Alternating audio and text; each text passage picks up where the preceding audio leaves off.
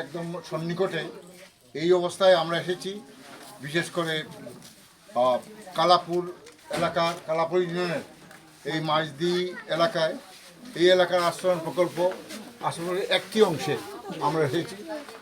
বিশেষ করে আজকের এই অনুষ্ঠানটা হচ্ছে ঈদের আগে, যাতে ঈদ উপহার হিসেবে কিছু সামগ্রী মোহন ফাউন্ডেশন থেকে স্বয়ং যিনি প্রতিষ্ঠাতা মোহন, ওনাকে আমরা সবাই বলি ম্যাজিক মোহন, উনি খুব সুন্দর ম্যাজিক দেখেন। তো ম্যাজিক মোহন উনি নিয়ে আসছে। উনি বিগত অনেক বছর যাবতে এই ফাউন্ডেশনের মাধ্যমে, ওনার ব্যক্তিগত ফাউন্ডেশন এইটার মাধ্যমে উনি সমাজসেবা করে থাকেন। অসহায় মানুষ কিংবা যে কোনো হতদরিদ্র মানুষের পাশে উনি দাঁড়ান। রক্তসেবা থেকে আরম্ভ করে সব ধরনের কাজেই উনি অগ্রগামী। আজকে এখানে উপস্থিত আছেন আমার প্রিয়ভাজন সাজু, যিনি উপস্থাপনা করলেন, অত্যন্ত সমাজসেবক, সমাজকর্মী এবং বিশিষ্ট অভিনেতাও। ওনার মামা শ্বশুর এখানে আছেন, এই এলাকার সন্তান। এখানে উপস্থিত আছেন অন্যান্য মুরব্বীরা যারা এই এলাকায় বসত করে থাকেন। তো সবাইকে এবং মা বোন যারা আছেন সবাইকে অনেক শ্রদ্ধা জানাচ্ছি, সালাম জানাচ্ছি, রমজান মোবারক জানাচ্ছি। আজকের এই অনুষ্ঠানটা সত্যিকার অনন্য এই কারণে যে আপনাদের এখানে আসতে পেরে মোহন ফাউন্ডেশন আমরা যারা আসছি সমাজসেবার জন্য আমরা কাজ করে থাকি, আল্লাহকে পাওয়ার জন্য কাজ করে থাকি। তা আমরা একটা আইডিয়া হলো যে আপনাদের জন্য আরও প্রয়োজন আছে, আরও সেবা দেওয়ার প্রয়োজন আছে।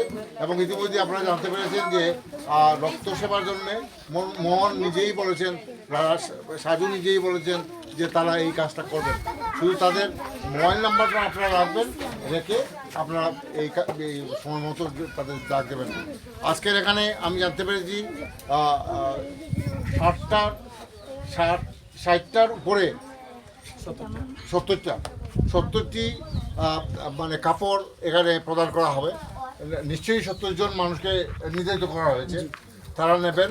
ভবিষ্যতে হয়তো মোহন ফাউন্ডেশন থেকে আরও অনেক বেশি অনুদান প্রদান করা হবে। তবে বড় কথা এইটা যে মোহন ফাউন্ডেশন স্টার্ট করলো, এখানে দেখবেন ওনার দেখা দেখি আরও অনেক ফাউন্ডেশন আসবে, অনেক সমাজসেবকরা আসবে আপনাদের উপকারের জন্য। যাই হোক, আজকের এই অনুষ্ঠানে আমাকে প্রধান অতিথি করার জন্য আমি মোহন ফাউন্ডেশনের প্রতিষ্ঠাতা ম্যাজিক মোহনকে, বিশিষ্ট সাংস্কৃতিক ব্যক্তিত্ব এবং বিশেষ করে আমার বাংলা সাজুকে অনেক অনেক ধন্যবাদ জানাচ্ছি।